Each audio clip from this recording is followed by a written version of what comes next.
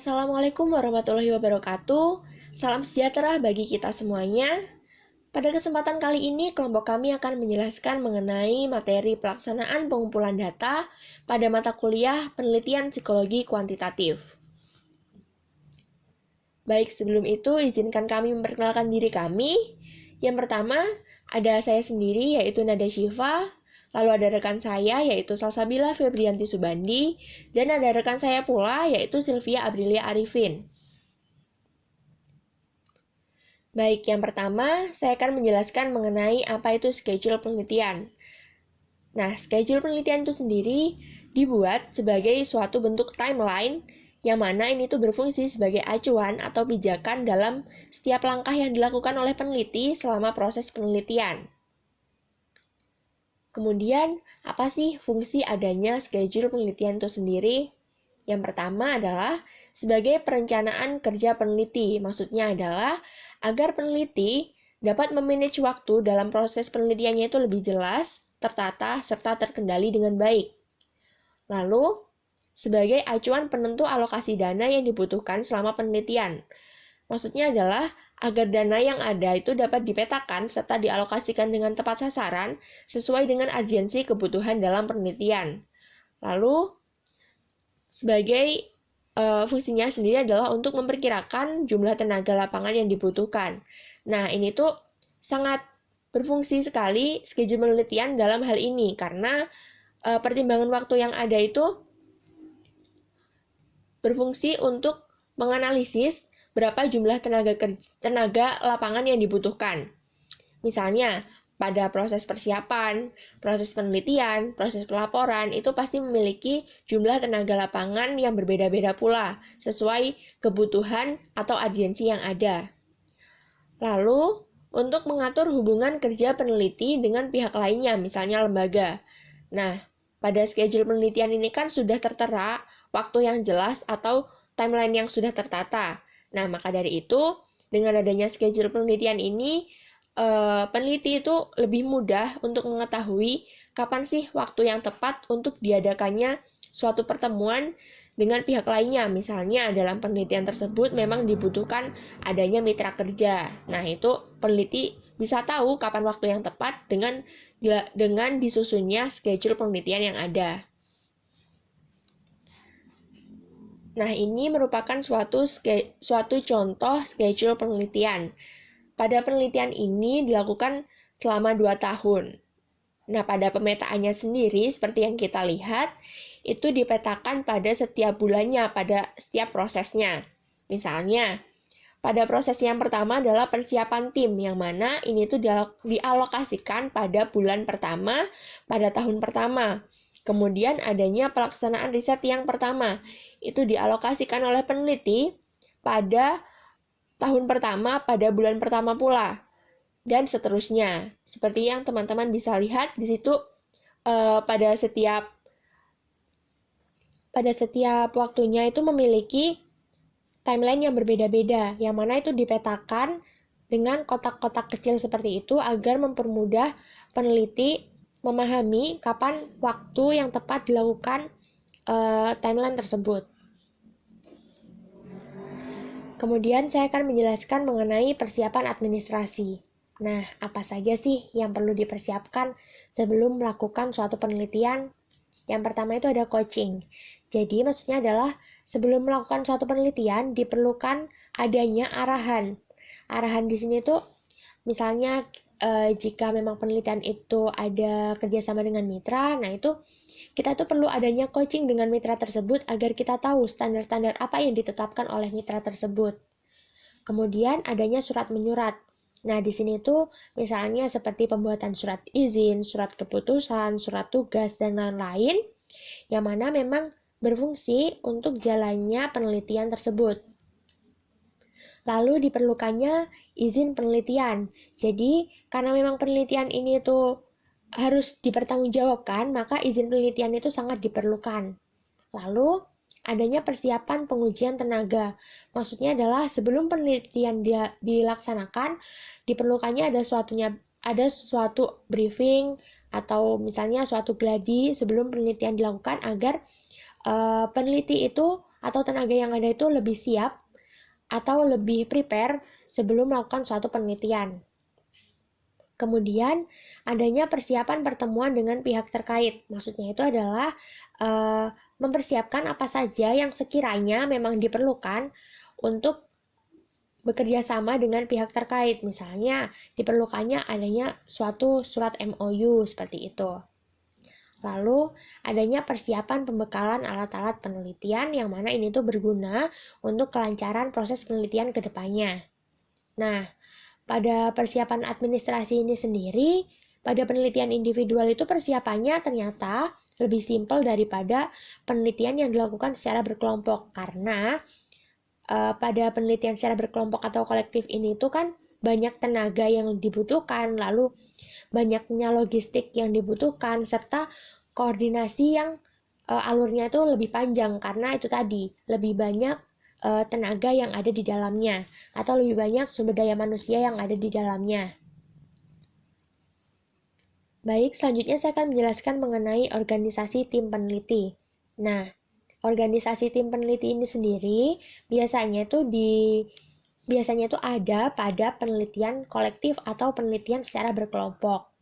Karena memang di dalamnya itu terdapat struktur-struktur yang ada seperti itu.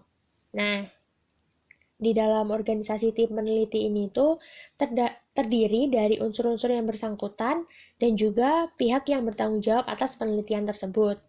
Dan juga di dalam organisasi tim peneliti ini, kita dapat mengetahui nih, bagaimana alur koordinasi dan alur birokrasi yang jelas.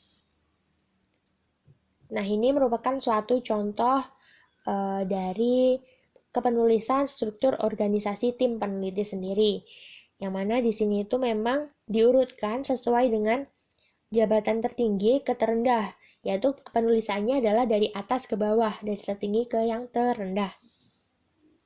Yang mana di sini ada konsultan sebagai pihak yang paling tertinggi dalam penelitian, kemudian ada ketua tim peneliti atau peneliti utama, lalu ada wakil ketua tim peneliti, kemudian terdiri dari operational assistant, dan yang terakhir ada tim ahli dari peneliti itu sendiri.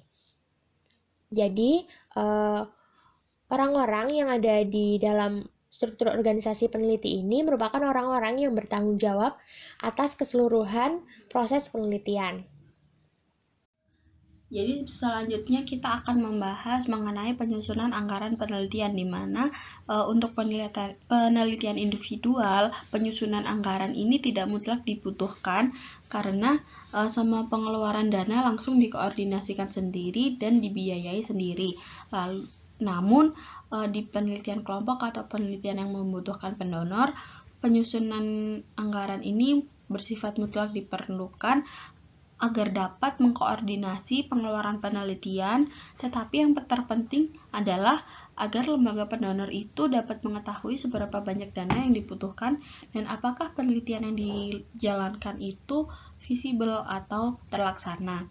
Lalu di next slide itu ada contoh tabel untuk penyusunan anggaran dana, di mana untuk membuat tabel penyusunan anggaran dana ini terdapat hal-hal yang harus diperhatikan atau diperlukan dalam penyusunannya, yaitu yang pertama, pengeluaran per mata anggaran tetap harus dipisahkan dengan jumlah dana yang dibutuhkan.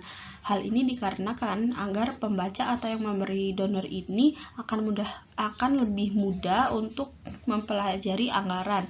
Lalu yang kedua, yakni diperlukan pula penyebutan perincian dana yang dibutuhkan oleh pendonor serta seberapa besar kontribusi pelaksana atau lembaga pelaksana sendiri.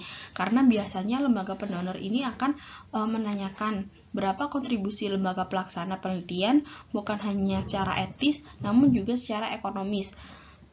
Karena lembaga pelaksana juga ikut bertanggung jawab secara finansial atas sebuah proyek penelitian.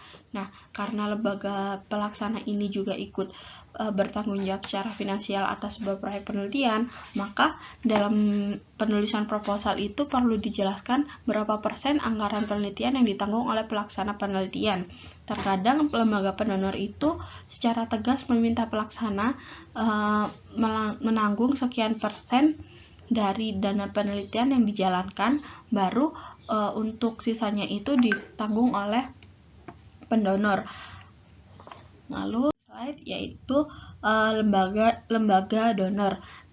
Jadi dalam sebuah penelitian itu, baik itu penelitian keilmuan atau penelitian aplikasi ataupun penelitian lainnya, itu ada penelitian yang dibiayai oleh lembaga di luar lembaga utama asal peneliti atau proyek dilakukan. Lembaga luar yang tertarik untuk membiayai sebuah penelitian itu disebut sebagai lembaga donor. Apa sih lembaga donor itu? Jadi, lembaga donor itu adalah lembaga independen yang tertarik terhadap masalah yang akan diteliti. Dan lembaga donor ini dibagi menjadi dua, yakni yang pertama lembaga donor pemerintah dan yang kedua adalah lembaga donor non-government organization atau NGO. Jadi kita akan membahas yang pertama dulu, yaitu lembaga donor pemerintah. Jadi lembaga donor pemerintah ini adalah semua instansi pemerintah, baik departemen maupun non-departemen, di tingkat pusat maupun daerah, semuanya dapat menjadi lembaga donor bagi penelitian. Di tingkat departemen, itu Direktur Jenderal mempunyai banyak anggaran yang dapat mendonor berbagai penelitian yang diprioritaskan, khususnya di kantor Menristek yang mempunyai berbagai proyek yang dapat mendonor penelitian seperti riset unggulan terpadu atau RUT, riset unggulan kemitraan atau RUK, riset unggulan kemasyarakatan atau RUKK, dan sebagainya.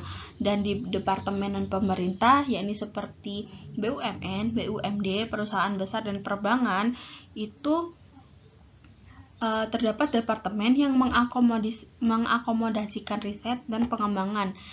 Di departemen ini, selain melakukan penelitian-penelitian aplikasi sendiri atau membeli hasil-hasil penelitian orang lain, mereka itu juga mendonor pihak luar yang akan melakukan penelitian tertentu yang penelitiannya ini menarik bagi kepentingan perusahaan mereka. Lalu di tingkat provinsi dan kabupaten terdapat Badan Penelitian dan Pengembangan atau Balitbang, baik di tingkat provinsi atau Balitbangprov, ataupun di tingkat kabupaten atau Balitbangda atau Baperprov, dan dinas-dinas yang memiliki dana teknis untuk penelitian. Lembaga-lembaga ini bukan merupakan unit teknis penelitian, akan tetapi lembaga yang mengakomodasikan berbagai lembaga penelitian di perusahaan tinggi, di perguruan tinggi untuk melakukan aplikasi sebagai bahan masukan pimpinan daerah setempat. Lalu yang kedua yakni lembaga donor non-government organization atau NGO. Lembaga donor NGO ini itu dapat berupa lembaga swadaya masyarakat atau LSM, NGO dalam negeri, NGO internasional yang membuka cabang di Indonesia, maupun LSM nasional dan lokal. Nah, untuk mengetahui informasi mengenai lembaga donor ini dapat diperoleh melalui internet.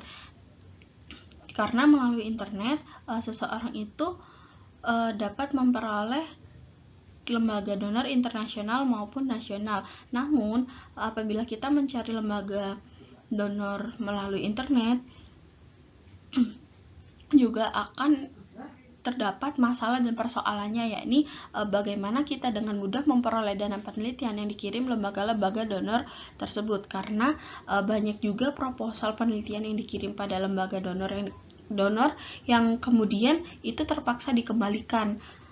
Maka dari itu, peneliti itu harus memiliki informasi lebih dulu tentang lembaga pendonor atau lembaga donor sebelum mengajukan proposal penelitian.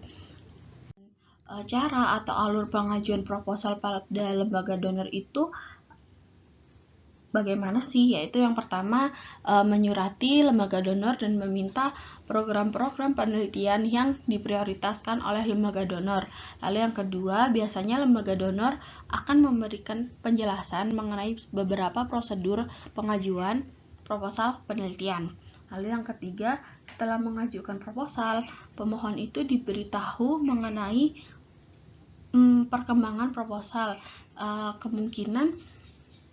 kemungkinan proposal yang diajukan itu dapat diterima atau harus direvisi di beberapa bagian, atau bahkan terjadi negosiasi mengenai kerjasama penelitian yang diajukan. Namun tak jarang juga itu proposal yang diajukan itu dikembalikan dengan alasan tidak ada dana.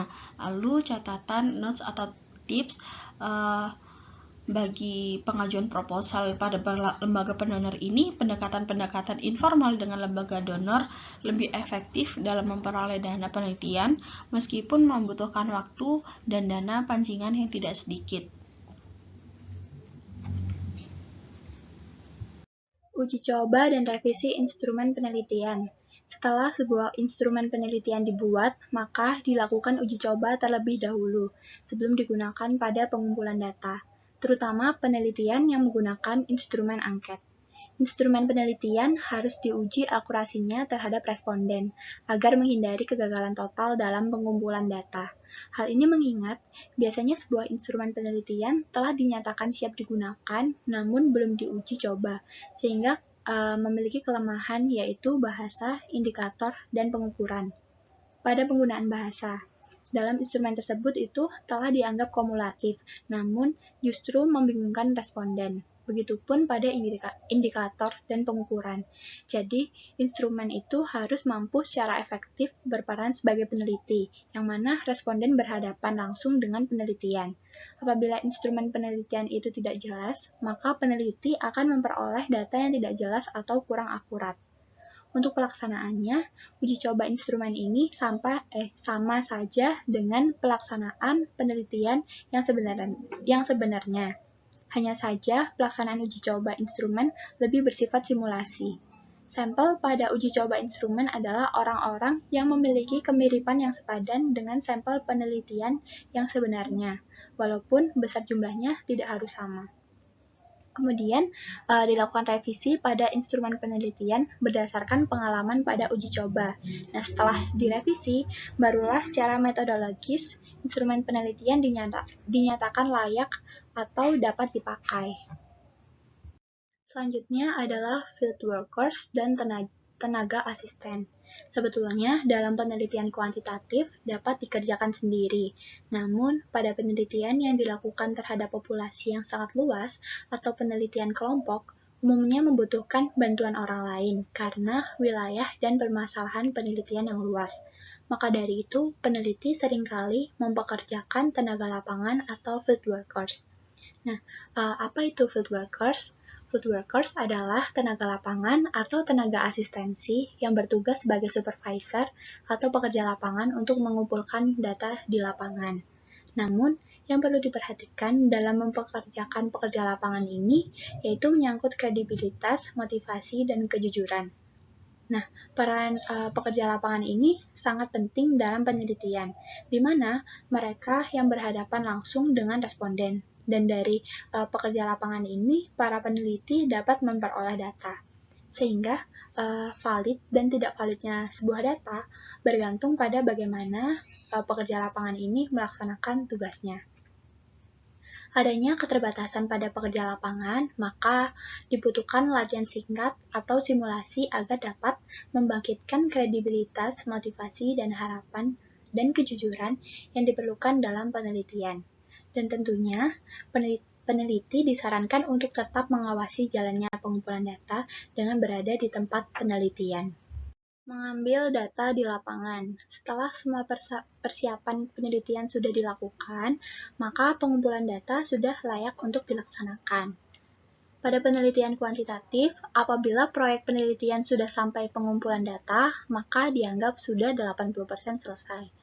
Untuk penelitian kolektif, untuk pekerjaan yang paling sulit saat pengumpulan data yaitu penyesuaian field worker dengan objek penelitian atau masyarakat, pendekatan dengan key person, persoalan sampel, kerjasama dengan field worker, masalah logistik, dan penggunaan waktu yang tepat. Yang mana untuk penggunaan waktu yang tepat harus sesuai dengan jadwal yang telah ditentukan. Karena apabila jadwal pengumpulan tidak dapat dipatuhi, maka menyebabkan jadwal pengolahan data dan pembuatan laporan menjadi terganggu. Nah, untuk penelitian individual ini tidak se-complicated penelitian kolektif. Nah, kesulitannya saat pengumpulan data yaitu dalam penyelesaian yang menyangkut pendekatan dengan masyarakat, key person, dan masalah logistik ini dikerjakan oleh seorang diri. Sekian presentasi dari kelompok kami. Mohon maaf apabila ada salah kata.